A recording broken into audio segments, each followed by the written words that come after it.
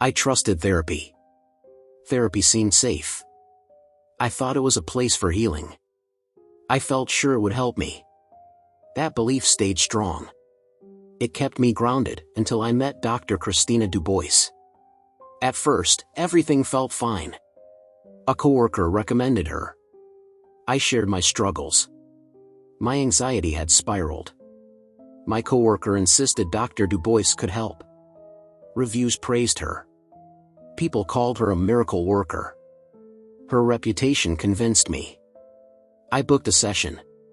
I felt hopeful. Our first session went well.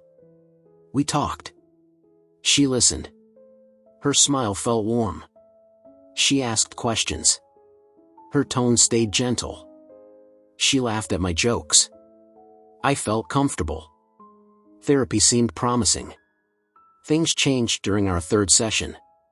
I talked about my parents. I remembered them arguing. The memory felt clear. They argued over dinner. I hid in my room. I shared that with her. The next week, she frowned. "That's not how you told it," she said. Her voice stayed calm. "You said they argued in the car." Her words confused me. I felt sure. The dinner memory stayed vivid. The room grew quiet. "I didn't say that," I replied. "Memory is tricky," she said. "It's not always reliable." I wanted to believe her. She seemed confident. Her explanation seemed logical. But doubt crept in.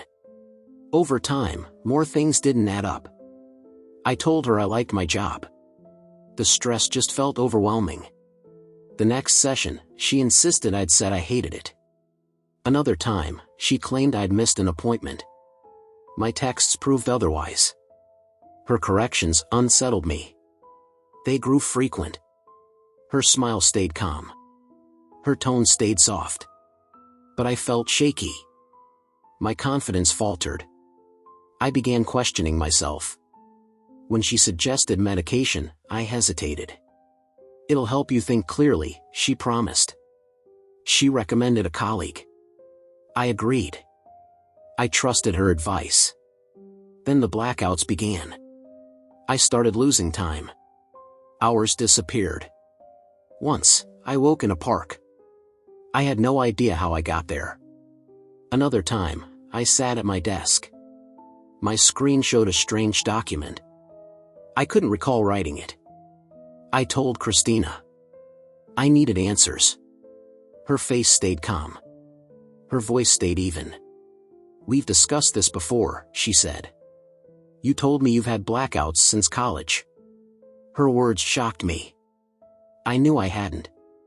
I started. "It's okay," she interrupted. Her voice stayed soothing. "We're making progress." Her words didn't comfort me. I felt worse. I felt lost. One night, I found a notebook. It was black and small. It sat in my drawer. I didn't recognize it. The handwriting looked familiar. It was mine. The entries horrified me. They felt wrong. They described things I hadn't done. They told lies. They apologized for mistakes I hadn't made. "I'm sorry," I yelled at Christina. "I shouldn't have lied about my past. I can't keep hiding what I did to Rachel." That last entry froze me. Rachel was my coworker. She disappeared months ago. I barely knew her. The words didn't make sense. I confronted Christina. "What is this?" I asked. I slammed the notebook on her desk. She stayed calm. Her face didn't change. "You wrote it," she said. "No, I didn't," I shouted. Her tone stayed soft. "This is part of the process. The mind works in strange ways." Her words infuriated me.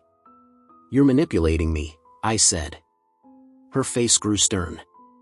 "You're not thinking clearly," she replied.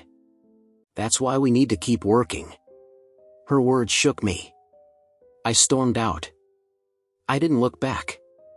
I stopped therapy. I quit the medication. I tried to move on. The blackouts didn't stop. The notebook didn't stay empty. Pages filled themselves. The words weren't mine.